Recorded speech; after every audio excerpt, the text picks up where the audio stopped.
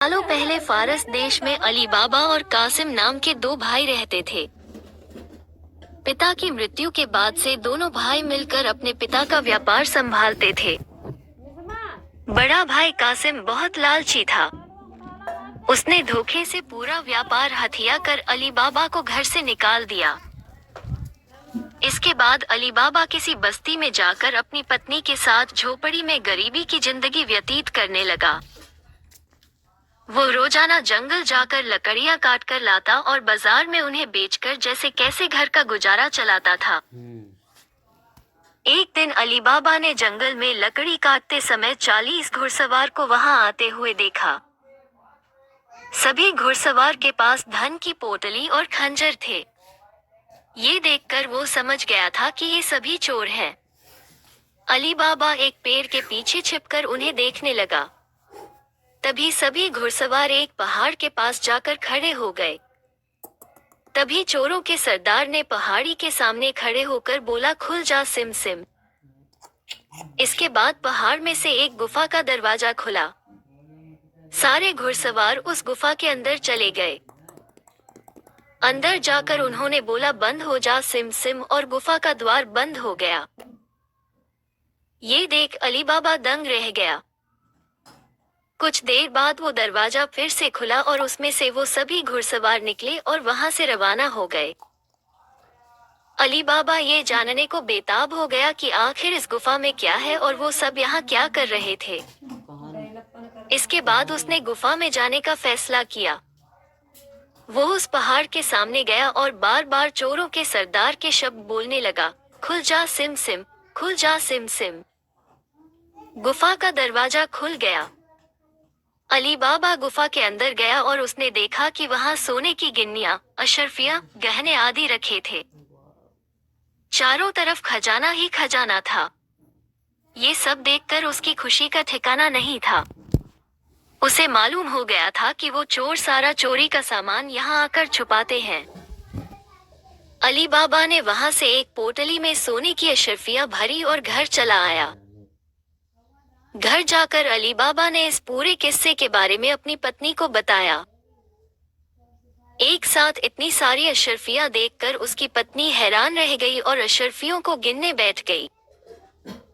तभी अली बाबा ने बोला कि ये इतनी अशर्फियां हैं कि इन्हें गिनते गिनते रात हो जाएगी। मैं गड्ढा खोदकर इन्हें छुपा देता हूँ, जिससे किसी को भी हम पर शक न हो। अली बाबा की पत्नी बोली, मैं इनकी गिनती नहीं कर सकती हूँ, लेकिन अंदाजे के लिए इन्हें तोल तो सकती हूँ। अली बाबी की पत्नी भागती हुई कासिम के घर गई और उसकी पत्नी से गेहूं को तोलने के लिए तराजू मांगने लगी। ये देखकर कासिम की पत्नी को उस पर शक हुआ। उसने सोचा कि इन गरीब लोगों के पास अचानक उनके पास इतना अनाज कैसे आया। वो अंदर गई और तराजू के नीचे गोंद लगाकर लाई और उसे दे दिया। रात को अली बाबा की बीवी ने सारी अशर्फियों को तोला और तड़के सुबह उनका तराजू लौटा आई। कासिम की पत्नी ने तराजू को उल्टा करके देखा तो उस पर सोने की एक अशर्फी चिपकी हुई थी। उसने यह बात अपने पति को बताई। कासिम और उसकी पत्नी यह जानकर जल्द हो गए। दोनों को रात भर नींद नहीं आई। सुबह होते ही कासिम अली बाबा के घर गया और उससे धन का स्रोत पूछने लगा। ये सुनकर अली बाबा ने कहा, आपको कोई गलतफहमी हुई है, मैं तो एक मामूली। कासिम ने बोला कि तुम्हारी बीवी कल हमारे घर से अशर्फियों को तोलने के लिए तराजू लेकर गई थी। ये देखो, ये अशर्फी तराजू पर चिपकी मिली है। सब सच बताओ, नहीं तो मैं सबको बता दूंगा कि तुमने चोरी की है। ये सुनकर अली बाबा ने सच सच सारी कहानी बता दी। कासिम के मन में लालच आ गया। उसने खजाना हथियाने का प्लान बनाया और अगले दिन गुफा पहुंच गया। वो अपने साथ एक गधा भी लेकर गया ताकि वो उस पर खजाना लाद कर ला सके। गुफा के सामने पहुंचकर उसने अली बाबा ने जैसे बताया था वैसे ही किया। उसके खुल जा सिम सिम बोलते ही गुफा का दरवाजा खुल गया। अंदर पहुंचकर चारों तरफ खजाना देखकर वो भौचक्का रह गया। उसने बोरियों में सोने की सिक्के भरे और बाहर निकलते समय क्या बोलना है वही भूल गया। गुफा से बाहर निकलने के कासिम ने तमाम प्रयास किए, लेकिन कोई रास्ता न निकला। वो गुफा के अंदर कैद हो जाता है। कुछ देर बाद जब चोरों का गिरोह वहां पहुंचा, तो उन्होंने देखा कि बाहर एक गधा बंधा है। वे समझ जाते हैं कि यहाँ कोई आया है।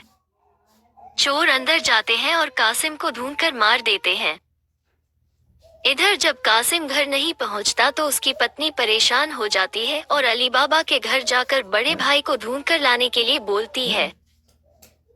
अली बाबा ढूंढता हुआ गुफा के पास पहुंचा तो वहां उसने भाई के गधे को घास चरते हुए देखा। वो समझ जाता है कि कासिम अंदर गया था और चोरों ने उसे पकड़ लिया है। अली बाबा जब गुफा के अंदर गया तो उसे कासिम की लाश मिली।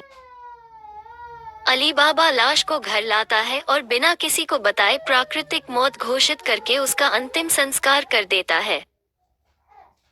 कासिम की पत्नी के कहने पर अली बाबा और उसकी पत्नी कासिम का व्यापार संभालने लगते हैं और उसके साथ रहने लगते हैं। वहीं जब चोर गुफा में आते हैं और कासिम की लाश नहीं देखते तो समझ जाते हैं कि खजाने का राज किसी और को भी पता है। वो गांव में जाकर पता लगाते हैं कि कुछ दिनों में किसके घर में मौत हुई है। चोरों को अली बाबा का घर मिल जाता है। चोर ने उसके घर के बाहर क्रॉस का निशान लगा दिया, जिससे रात के समय उन्हें उसका घर समझने में आसानी हो। वहीं अली बाबा ने जब अपने घर के बाहर क्रॉस का निशान देखा तो वो समझ गया कि चोरों ने घर का पता लगा लिया है। उसने वैसा ही निशान सबके घर के बाहर लगा दिया। रात में जब चोर आए तो सबके घर पर वैसा निशान बना देखकर दुविधा में पड़ गए और वापस चले गए। चोरों का सरदार चुप चुप बैठने वालों में से नहीं था। उसने उस मोहल्ले में अपने आदमी को भेजकर यह पता लगवाया कि हाल फिलहाल में कौन शख्स वहां अमीर हुआ है। इससे उसे अली बाबा के बारे में पता चला। उसने उसका घर अच्छे से पहचाना और रात के समय में तेल व्यापारी बनकर उसके घर पहुंचा। वो अपने साथ तेल के 40 पीपों को लेकर गया, जिसमें 39 में चोर और एक पीपा में तेल था। उसने सोचा कि रात में जब सब सो जाएंगे तो वो सब मिलकर अली बाबा को मार देंगे। उसने अली बाबा से दोस्ती की और रात को उसके घर पर ठहरने की इजाजत मांगी। अली बाबा ने उसको खाना खिलाया और रात को रुकने की इजाजत दे दी। अली बाबा की पत्नी को तेल के व्यापारी पर शक हुआ। उसने सारे पीपों को खटखटा कर देखा और वो समझ गई कि एक पीपा में तेल है और बाकी में आदमी है। उसने तभी एक तरकीब निकाली। उसने तेल वाले पीपे से तेल निकाला और गर्म कर बाकी पीपों में डाल दिया। सारे चोरों की मौत हो गई। रात में जब सरदार ने चोरों को निकलने का इशारा किया तो एक भी चोर बाहर नहीं निकला। उसने पीपों को खोलकर देखा तो सभी चोर मर चुके थे। ये देखकर वो इतना डर गया कि अपनी जान को बचाने के लिए वो तुरंत वहां से भाग गया। सुबह अली बाबा की पत्नी ने ये सारी बात अली बाबा को बताई, जिसे जानकर वो बहुत खुश हुआ। अब उन 40 चोरों के सारे खजाने का अकेला मालिक अली बाबा था। वो देश का सबसे अमीर शख्स बन गया था और खुशी खुशी अपनी बीवी बच्चों के साथ रहने लगा। कहानी से सीख: लालच मनुष्य का दुश्मन है। लालच करने से सब काम खराब हो जाते हैं, इसलिए कभी भी लालच नहीं करना चाहिए। ये कहानी यहीं पर समाप्त होती है। ऐसी कहानियों के लिए मेरे चैनल को लाइक और सब्सक्राइब जरूर करें।